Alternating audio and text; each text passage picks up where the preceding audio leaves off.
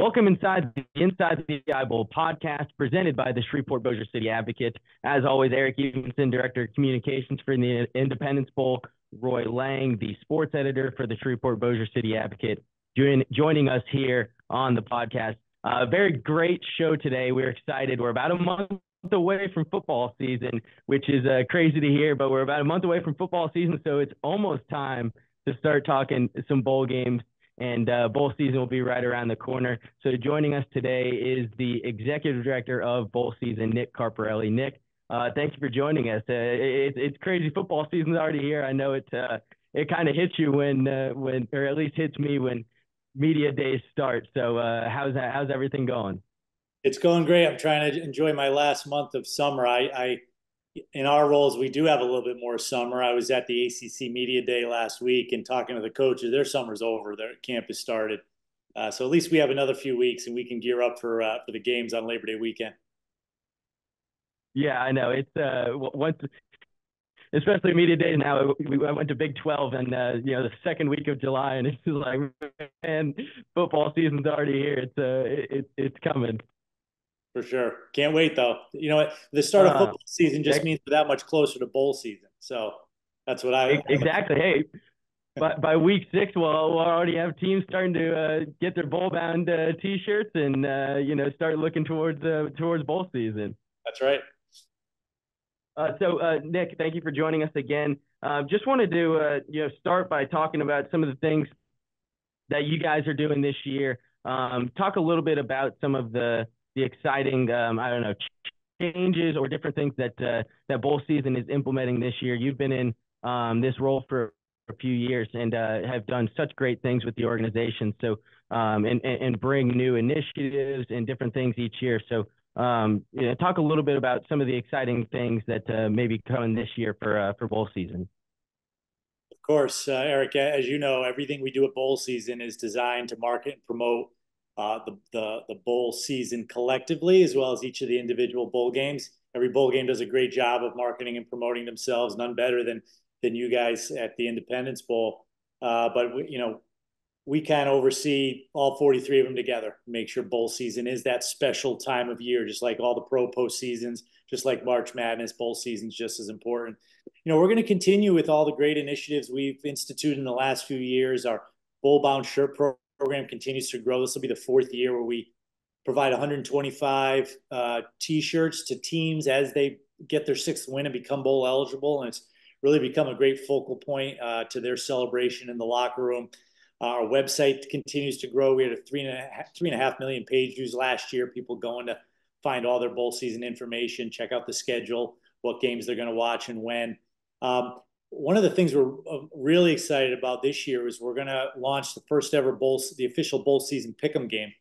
So, everybody loves picking winners. March Madness bracket is probably the pinnacle of that. But we're going to launch a game where fans of bowl season can go in, pick the winners of the 43 games, play some other games around that, trivia, spin to win.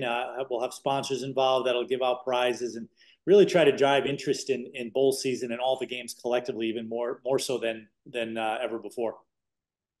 Nick, I think that one of your job is one of the coolest, in sports. I want to know, when you tell people I'm the executive director of bowl season, are they like, wait, the bowls collectively have a guy in charge? I mean, how much fun do you have telling people what you do? And when you went into the job, what were your goals? Yeah, good question. So, yeah, in some ways I get, I wish, or I think it would be nice to have a job where I could just tell people what I do and they know, it doesn't require a long conversation, but it's always a good conversation. People are interested. Depending on the person, I get involved in a lengthier conversation than I might want. But those are all good things. I am very lucky, on our, I know we're going to talk later about our podcast, our Bowl Season Stories podcast we've had for 3 years, and we're rebranding it heading into next year. But we had Joel Klatt on as a guest last year, lead college football analyst on Fox.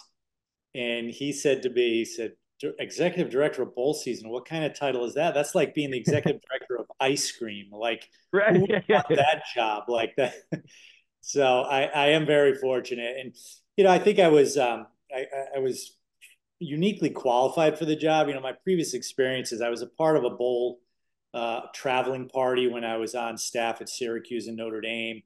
When I was at the Big East, the old Big East football conference, I used to negotiate deals to send our teams to bowl games. And then when I was at Under Armour running sports marketing, I did some sponsorship deals with bowl games. So I think when it came around, when they created this position and they were looking to hire somebody, I was probably just one of a very, very few handful of people who were qualified in all those different ways to fill the role. So maybe by default I got the job, but I'm the beneficiary nonetheless. So since becoming executive director of bowl season, what have been some of your favorite moments or favorite experiences that you've had around some bowl games over the last few years? Now there's so many. The bowl season brand did not exist 4 years ago. But obviously bowl games have been played for over 100 years. So you talk about what a fun job I have, what a unique opportunity I had to do what we're doing together. I tell people all the time, it's not often you have the opportunity to launch a new sports brand that's 100 years old. So, we didn't outsmart ourselves when we picked the name. We went through some gyrations. So we call it Bowl Bonanza or, some goofy names. And we said, people know bowl season. There's equity, there's value in equity. It takes time typically. So let's go with that. And then, you don't know when you do something new if it's going to catch on or not. So in terms of, big moments, the very first, we launched the bowl season brand in October of 2020. You turn on the bowl games, and we had logos on the field of many of the bowl games. ESPN on the crawl, at the bottom when they show scores, it'll say NBA, and there'll be NBA scores scrolling across the bottom. NFL bowl season popped up in the bowl game scores. I'm like, all right, we're on to something. If ESPN's deemed that worthy of their production, put it in their production package, then we know we're on to something. So those were cool moments in terms of building this brand. Every threshold we get to in social media and website in terms of followers and page views is exciting. But my favorite is on the field, and that's nothing new that I created, but it gives me great opportunity to tell the story of bowl season and why the games are meaningful and important. And every game I point to examples. So, like last year, some of my go-tos are the fact that there were 4 teams that won their very first bowl game ever last year. And what a great experience is for them. You can't just look at the top tier teams that go to the playoff. It's important for all 133 institutions to have an opportunity to compete in the postseason. I look at, even if you go to the Power Four conferences, I talk about Rutgers, who last year probably played in the toughest division in college football. They had to play Michigan, Ohio State, and Penn State on their schedule, but they grounded out 6 wins. They go to the Pinstripe Bowl, sell it out with their fans, beat Miami to go 7-6. And you see the reaction of their team and their coach, and what a great moment for them. And then the other one I like to use from last year is Northwestern. Those poor kids, they didn't deserve the hand they were dealt with their coach being fired in camp, and people left them for dead. They thought they might win 2 games. Somehow they go 7-5. They go to the Las Vegas Bowl, beat a really good Utah team, had an unbelievable experience in Las Vegas that they'll never forget. So we need to keep perspective and say, you know what, college football playoffs are really important, but all these other games are equally important to a greater number of institutions and a greater number of student athletes.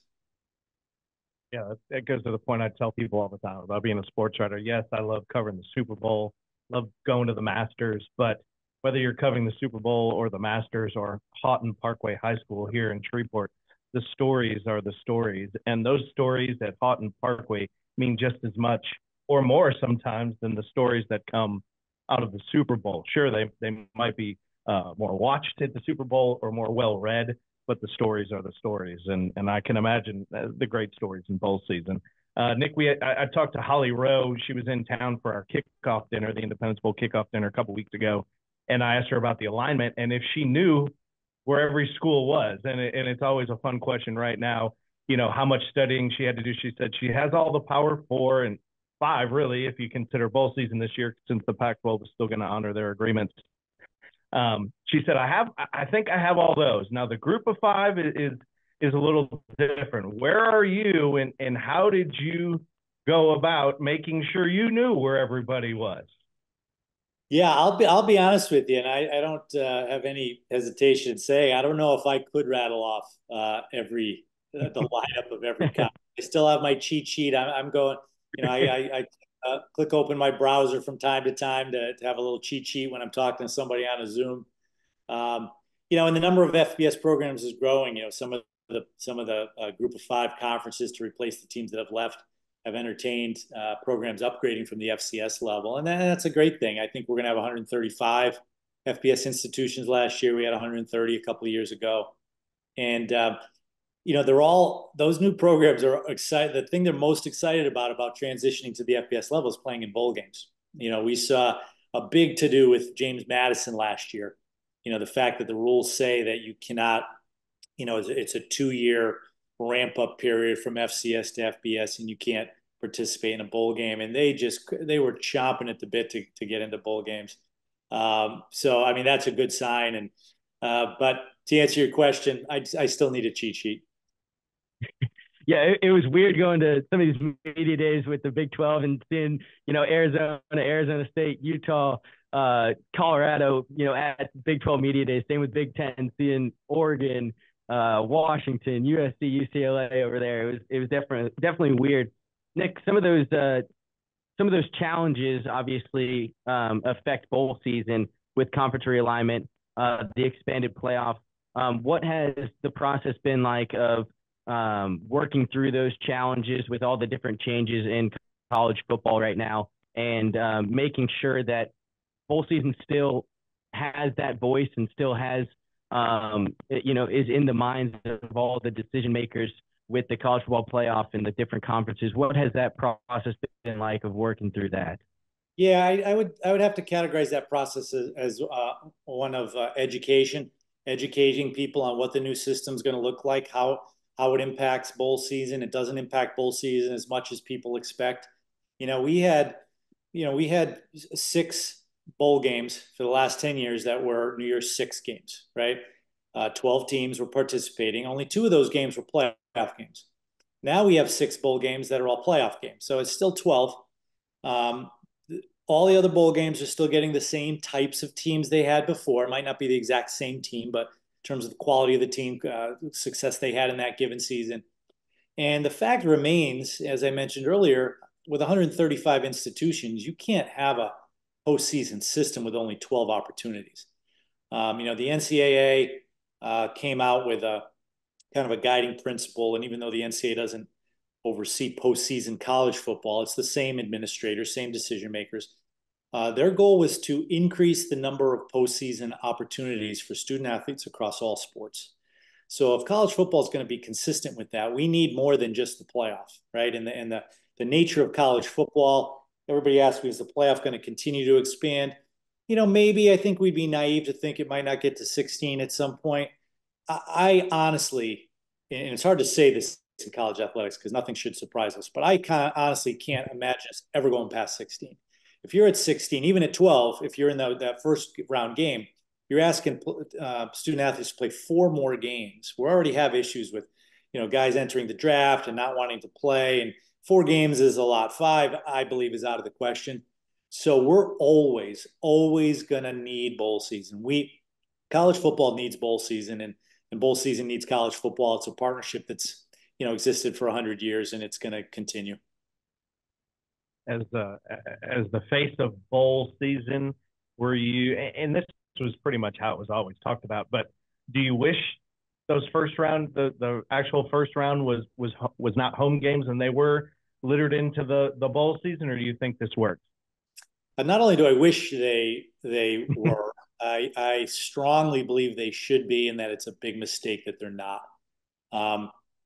Again, you look at every other sport, even non-revenue sports that are funded in the NCAA, the postseason is a neutral sites, right? They might have pods or one team hosts, but the majority of team are neutral sites. NCAA tournaments all neutral site. It's the fairest way to determine a national champion, and that's what you're trying to do. Everybody talks about what a great atmosphere home fields are. I think that's just because you get to see home field games most of the year. People forget.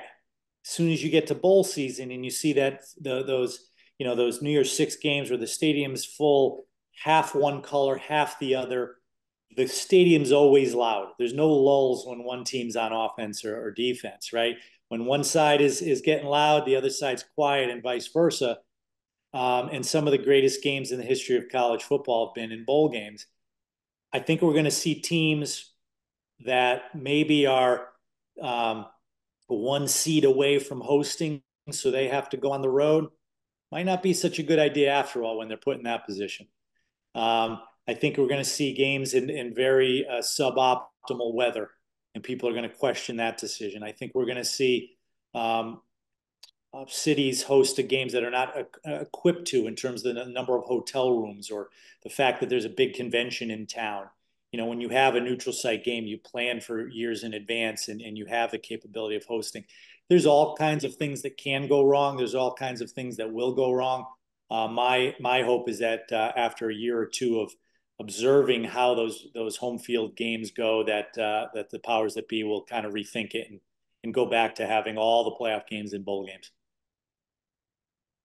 Nick, and another thing that I talk to people about a lot here is when you have those on-campus games, you have four teams that we don't get to experience that traditional bowl experience. You know, when teams come here to Shreveport, we talk about all the time, this is one of 35 or 36 communities in the United States that get the pleasure of hosting a bowl game, and that means a lot to our community. And they do a great job of coming out and supporting these players and showing the players everything great about Shreveport-Bossier City in this area. So, you know, that's another thing that those, you know, have four teams that go to an on-campus game and don't get to experience that, you know, that community aspect and those, you know, that traditional bowl week, which I think bowl season has done such a great job of always making that a part of it. I agree. You know, I think that's unfortunate. You know, I believe that maybe I'm a purist. I believe the student athlete experience is still really, really important. I mean, sure, you play games and you compete, but what are you teaching people? What are their lifelong memories? What are they going to carry with them the rest of their lives? And you know, every other sport, they have some type of experience like that. You know, most sports they go on foreign tours in the summer. You know, and they compete against international teams in Italy and Europe and whatnot. You know, basketball in the early season events, they get to play in the Bahamas and Hawaii and in Florida, Vegas, et cetera. You know, college football is unique. You know, that experience for football players is bowl games. And you know, again, going back to my podcast, we interview, you know, former players, coaches who have participated in numerous bowl games, and they'll say some of the best regular season games and moments and memories in their life pale in comparison to the experience in bowl games. Not just the game itself, but experience a new community, doing things with your friends that are fun after the semester's over when you don't have to worry about classes. They'll never have that opportunity again, and they remember it their entire lives.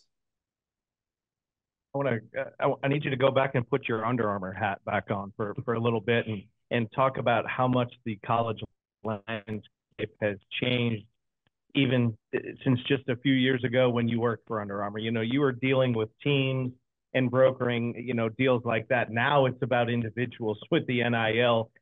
Working for a company like Under Armour, if you were still there during this, as NIL is just taken off, would that be a great challenge for you, or would you be like, how do we approach it?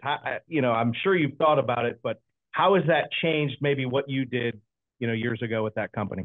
Yeah, it's changed a lot. You know, apparel companies for years, and then my job when I was at Under Armour is to negotiate deals with colleges and universities to outfit all their athletic programs. And as a result, everything those athletes wore was our brand. And there was great, you know, for a retail sports apparel brand, that was tremendous exposure, and drove ROI and drove revenue. You know, now you're in a time where maybe those deals would be less valuable, but the more valuable deals would be doing deals directly with student athletes for, you know, on a personal level, right? So they can promote on social media, maybe even appear in ads. We've started to see that happen. So it would be a very different strategy. I haven't really studied it, but I think it's always going to be important to outfit these institutions because, you know, they're on field for, you know, 3+ hours in football and 2 hours in basketball with the logo very, very present. But it may not have as much value. As a result, the school won't get paid as much, and that in the resulting investment would go from the universities into directly to the student athletes. I think I haven't seen it happen yet. It may be happening. I think the three major apparel brands, one of them is going to step up and say, you know what, we're not going to invest so much in the school. We're going to invest directly in the collective of the student athletes, so the money can go directly to them. And as a result, it would be a very different type of partnership. That's really interesting. Nick, it's one of the other challenges I wanted to ask you about for especially this year is with the expanded playoff. Obviously, the scheduling of bowl season and a lot of the games was affected by that 20th and 21st weekend, which would normally be the first weekend of bowl season. We've been on that date the last few years. Is all the college football playoff first round games now. How was that maneuvering that new schedule, and now with games after those semifinal games in the first week of January? How did that come all about, and what do you think of the new schedule for this year? Yeah, I'm excited about it. It required doing some things differently. We're starting bowl season a week early than we normally do, so it'll be the first date is on Saturday, December 14th. We have two games. That's the date traditionally reserved for Army Navy all by itself. So that was a little bit tricky. We were very respectful of that game and that time slot. So the two games will start and finish before the Army Navy game, and it won't start till after it's over. So we'll protecting that window for them. We thought that was the right thing to do. Interestingly, even though we're starting a week earlier and sprinkling some games during the week, we have 11 pre-Christmas bowl games and 32 postseason Christmas bowl games. Last year, when we started a week later, we had 18 pre-Christmas bowl games and the rest after Christmas, which doesn't make sense. So, in some ways, if you're a purist, there are still people out there that say all bowl games should be after Christmas. Well, you're going to get more of that this year, so that's an upside. And then, I think what's really interesting is December 28th, the game of the date of Radiance Technologies Independence Bowl. We have 8 bowl games on that date. I'm going to go out on a limb. I haven't done all the research, but I don't think we've ever had one day with 8 bowl games on the same day. So, kicking off with the Wasabi Fenway Bowl at 11 a.m. and ending with the Independence Bowl at 9:15 p.m. I think we're gonna have a lot of gamblers who maybe didn't do too well during the day. They're gonna load up on the Independence Bowl at 9:15 and just be the ratings are gonna be through the roof. That's my hope. Yeah, hey, I like that idea. Maybe we should just market to all those gamblers. Hey, you lost all your money during the day. Stay up late. Why? It's called the last chance bowl. It's the get right game. Yeah, the get right game. Usually it's like Monday Night Football, college's version of Monday Night Football. As bowl season has progressed, your podcast, as you sort of mentioned, has as well. Tell the people, number one, where they can find it and how that has evolved with the new name. Yep. So it's 3 years now, bowl season stories. 61 episodes over 3 years. Unbelievable guests. We've had Coach Belichick, Mike Tirico, Kirk Herbstreit, Rob Gronkowski. We've had Heisman Trophy winners, Hall of Famers, members of the media. Just no shortage of guests willing to be on that show and see their eyes light up talking about their bowl game experience. We're rebranding it heading into this year. We're going to call it Any Given Season. And going to continue with focusing on bowl game experiences, but it's also going to allow us to have other people in the sports business who maybe aren't directly associated with college football, but maybe they're associated with other sports or the NCAA or something that ties to sports in general that would be interesting to our listener. We have roughly 20 episodes a season. We'll be starting the end of August with our first episode of Any Given Season. You can listen to it on our YouTube channel at Bowl Season. We have clips on our social media at Bowl Season that you can see highlights, Apple Music, Spotify, anywhere you listen to your podcasts. Nick, lastly, before we get you out of here, I don't know how much of a video game guy you are, but if you're not, how cool has it been seeing all different bowl games and all of that in the new college football video game? I know our sponsor, Radiance Technologies, is thought it was so cool to see their logo in that game. There's been millions of people playing it. So, and I've seen bowl season posting some different stuff on social media about the video game. How cool has it been to see all of the reaction from fans and seeing all the different bowl games in there? It's been very cool. I think we're all excited just that the game came out, period. But to have all the bowl games and the title sponsors and the new bowl season brand all included, I think is gotten us all excited. And there's always a story behind it. It's we heard the story about the student athletes who had to grant their license, and they got paid a small fee, and some of the athletes were like, "That's not enough." Bowl games went through a similar process. None of us are getting paid a lot of money for that. We had an annual meeting a couple of years ago where I had a lengthy discussion with the executive directors, and they're like, should we hold out or whatever? And I said, look, guys, can you really afford not to be in this game? For your brand, for your title sponsor brand, hope EA Sports isn't listening, but we should do it for free, if that was the deal. And I think it's benefiting all of us. I think it's adding value to the title sponsorship. It's helping promote, I've had people come up to me and say, hey, I didn't have time to be a team and play a whole season, so I just jumped right to the bowl game. And oftentimes people like to be an underrepresented team, a group of 5 team, and see if they could build a franchise. Similarly, they like to play in a bowl game that maybe some people wouldn't be their first choice, but it's a bowl game they've always watched. So like, I'm going to play in the Independence Bowl and see what I can do there. And it's really cool to see Radiance Technologies. It's cool to see the bowl season logo on the field. Yeah. By the way, before we let them go, can we just, as a little bit of a marketing background, and the logo of the bowl season with I assume the 2 colors, meaning half the stadium is one side, half the stadium in the other. What a cool, I don't know how many people realize what that means, but that has to be what that means. And that's pretty neat. Whoever came up with that is a genius. Yeah, his name is Joe Bosek. He's done a lot of great work. Operates out of New Jersey. He worked collaboratively with us.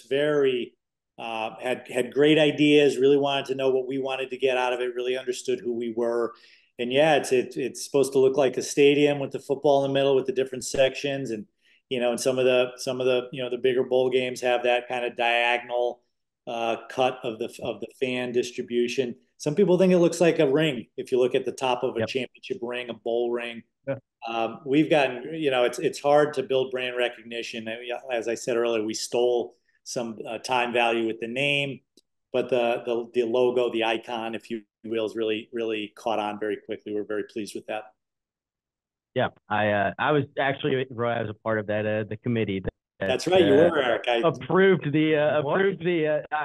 to bring up that it was also a championship ring with along with the stadium. So yeah, I saw the fan split half and half, but now that I could definitely see the ring. Yep. So Nick, thank you very much for coming on. We really enjoyed you coming on the podcast. This is a great discussion. We're so excited for football season to start, which means obviously the talk about bowl season is going to start, and we can't wait for another bowl season.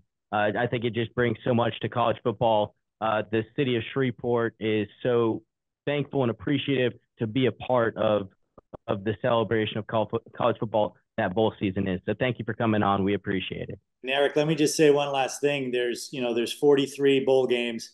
People often ask me what my favorite game is. It's like picking your favorite child.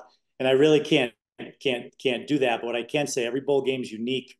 Every community that hosts a bowl game is unique. Every staff is unique. But what your leader, Missy Setters, does in Shreveport and her entire staff, Eric, you're one of our best in your position across all bowl games, and always promoting your game in your community. But you always have your bowl season hat on as well, and understand that the better the system is, the better each individual bowl game is. So really appreciate the great job you guys all do in Shreveport. Thank you very much. Well, that's going to do it for another episode of the Inside the Eyeball podcast presented by the Shreveport-Bossier City Advocate. Tune in wherever you listen to your podcast, Spotify, Apple, Google, anywhere you can catch the Inside the Eyeball podcast. Also put this up on YouTube. Go to our YouTube channel as well, Indie Bowl Media, and you can find the full episode there. So thank you guys for listening once again, and we'll catch you next time on the Inside the Eyeball podcast.